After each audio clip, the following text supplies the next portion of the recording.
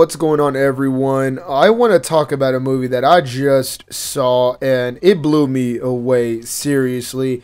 If you guys have not went ahead and seen Godzilla -1, go ahead and see it. Now, this is a non-spoiler review, so don't worry about all that stuff. I'm just going to give you guys my quick thoughts because this movie deserves to be seen on the biggest screen, on the loudest, in the loudest theater possible. Like, it was genuinely fantastic. Godzilla -1, number one, eclipsed any movie that the MonsterVerse has put out, like by a mile.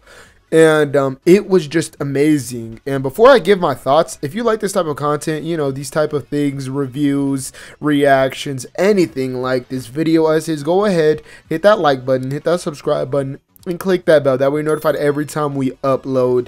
We do this a lot, weekly uploads. And yeah, all I gotta say is that this movie did such a great job, first and foremost, in blending in the classic feels and the classic things that are in the original Godzilla film and just the franchise as a whole, while also keeping that modern aesthetic visually with its action sequences and set pieces. And I think that's what ultimately really raised this movie. There's one other thing that did, and I'll talk about that next, but I'll just say, you know, while I love other Toho products, obviously I'm a huge fan of Shin Godzilla, but this movie upped those set pieces and those stakes and those action sequences to a more heightened and modern level that obviously, you know, us and most audiences are kind of used to at this point. But it also paid a great homage and did such a great way at paying respects to the classic Godzilla movies. There's like a scene almost directly inspired from the original 1954 film, but yeah, it created something so memorable, emotional, and haunting. And this Godzilla is a force of nature. But one thing I wanted to bring up was the humans were probably what ultimately made this movie like the pinnacle of Godzilla movies for me. I've never cared about a group or a cast of human characters in any of these Godzilla movies as much as I did here. Every single one of them goes on an arc and a journey that you just care for. And that also ends up propping Godzilla up to be an even bigger threat. Because when he shows up, you genuinely care about the character's safety. And I will say that's kind of an issue I have with like the MonsterVerse movies is while Godzilla will destroy things, he's mostly kind of a hero, and it makes me not really terrified or scared for any sort of human in that movie, because I know they're probably going to be alive. But because of how destructive Godzilla is in this movie and the monster that he's supposed to be, plus the amount of care that you've built up over the course of the film for these characters and these humans, it makes Godzilla even more scarier, even more terrifying, but also the humans even more connected to you, and they resonate with you, and you feel the stakes even more. And to further that, Godzilla is an absolute force to be reckoned with in this. Like, his atomic breath might actually be my new favorite of the entire franchise.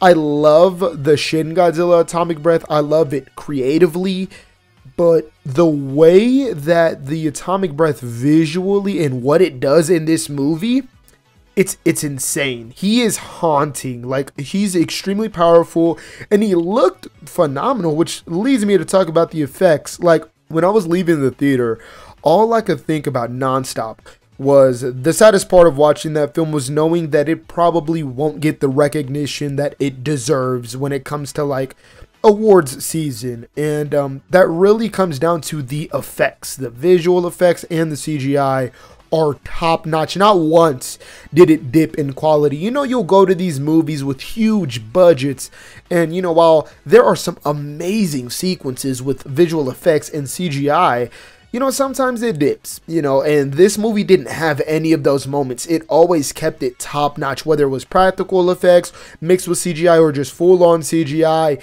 They were all top tier quality, which is crazy. The movie was $15 million, which is, pretty substantial over in Japan. But, to just see that, to see the scale and everything that it was able to capture with $15 million just makes me shake my head at, like, what are we doing wrong here? Because, I mean, even the sets, the destruction, everything about this film, like, it blew my mind to know how much it costed. But, yeah, the film looked phenomenal, and the score, man, the score in this movie was also amazing. Like, I genuinely can't cherish or, talk about this film in such a positive way enough before you guys go see this. Like, I highly recommend, if you were going to see, like, Hunger Games or Wonka or something, like, please go check this out if you can. Sure, the subtitles might throw you off, but it doesn't matter, because when the kaiju action is there, you don't need them. And there's such great visual storytelling in general that I found myself like not even caring, or the subtitles weren't even a thought after the first 5 minutes of the film. It became an afterthought, and I was so invested in the movie, in the characters, in Godzilla, in everything, that like I didn't really care. But like I was saying, the score in this film was beyond beautiful, even touching at times. Like, I got emotional just by certain music cues multiple times through this movie.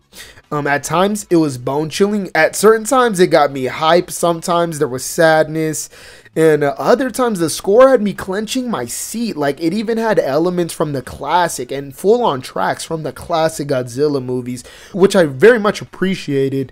But in the end, this movie was emotional. It was action-packed. It had a gorgeous and beautiful story with amazing visuals, and the pacing was quite brisk as well. It never dragged. The movie's pretty much like 2 hours flat, and you never feel anything. And they managed to give you so much for multiple characters that by the end, their arcs all wrap up beautifully.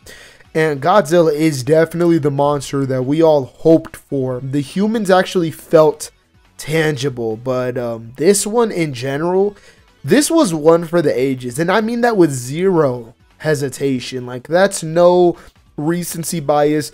This is arguably the greatest Godzilla film ever, and if you put the original up there, I'd say confidently it's the best since that. This movie does everything you want out of a Godzilla movie. On top of that, giving you human characters that you can resonate with, feel for, and by the end, you really feel the culmination that this movie creates for not only the characters in it, but for Godzilla and the whole area of Tokyo and the story. It's just amazing. It blends so many things together, with it being kind of a movie about war, but also about family, and also about found family, but also the destruction of mankind and what we create. It's so much packed into this movie that doesn't feel bloated. It ends up feeling completely satisfying, and by the end, you're kind of left in awe. Like, I was genuinely speechless by the end of this movie. Once again, I highly recommend seeing this as soon as possible on the biggest theater and in the loudest theater possible. Godzilla's roar, the action sequences, the scale, everything is there. Trust me. I know you might have seen the trailers, and I know trailers give out the good bits, but there is plenty, I mean plenty of kaiju action in this movie. But yeah, guys, that was just my quick thoughts and review on Godzilla Minus One. It is not only, if not the best Godzilla movie, it is one of the best movies of the year. It has crept up in my top 5 this year. It is that great. I highly suggest you go see it as soon as possible. But other than that, guys, go ahead and hit that like button, hit that subscribe button, and click that bell if you've made it this far. But other than that, it's been your boy 𝙎𝙬𝙆𝙎, and hopefully I will see you guys in the next one.